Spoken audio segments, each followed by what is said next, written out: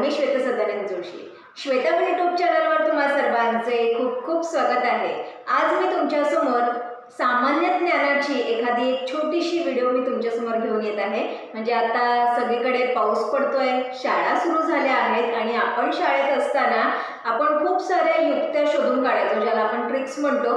So हे केलं तर हे होईल, किंवा पाढे असे पाठ करायचे, किंवा गणित अख्खीच्या अख्खी पाठ केली जायची शाळेत असताना, कारण आपल्याला लक्षात राहायचं नाही, प्रमेय असतील किंवा काही कुठल्या गोष्टी असतील। सो त्या पद्धतीचे जर तुम्हाला आठवडे किंवा वार ज्याला आपण म्हणतो, तर ते कशा प्रकारे लक्षात ठेवायचे, त्याचे कॅल्क्युलेशन्स कसे असतात। आपण लहानपणापासून अगदी कुठलीही पिढी असू दे, पत्ते अनेकदा खेळतो, त्याच्यातले गेम्स आपल्याला खूप सारे माहीत असतात। सो त्या पत्त्यांविषयी आपल्याला कशा प्रकारे त्याच्या युक्त्या करून काही गोष्टी आपल्याला पाठ करता येतील, हेचे आपण व्हिडिओमधनं पाहणार आहोत। चला तर मग सुरुवात करूया।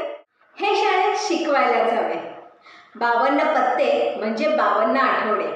4 प्रकारचे पत्ते म्हणजे 4 ऋतू, म्हणजे प्रत्येक ऋतूचे 13 आठवडे। या सर्व पत्त्यांची बेरीज केली तर 364 होते। एक जोकर धरला तर 365 दिवस आणि 2 जोकर धरले तर 366 दिवस, म्हणजे लीप वर्ष। 52 पत्त्यांमध्ये 12 चित्रपत्ते म्हणजे 12 महिने झाले।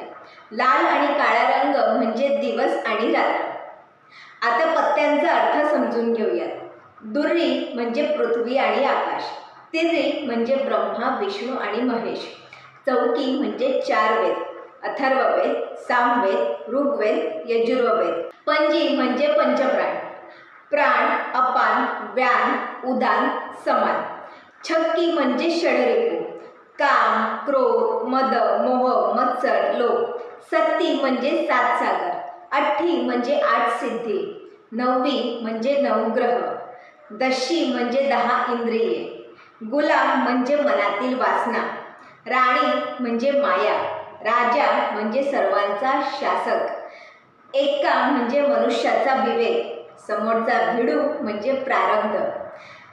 आहे की नाही पत्त्यांच्या डावांमधली मजा? अशाच काही गमती जमती तुम्हाला पाहिजे असतील तर श्वेता यूट्यूब चॅनलवर तुम्ही नक्की पाहू शकता।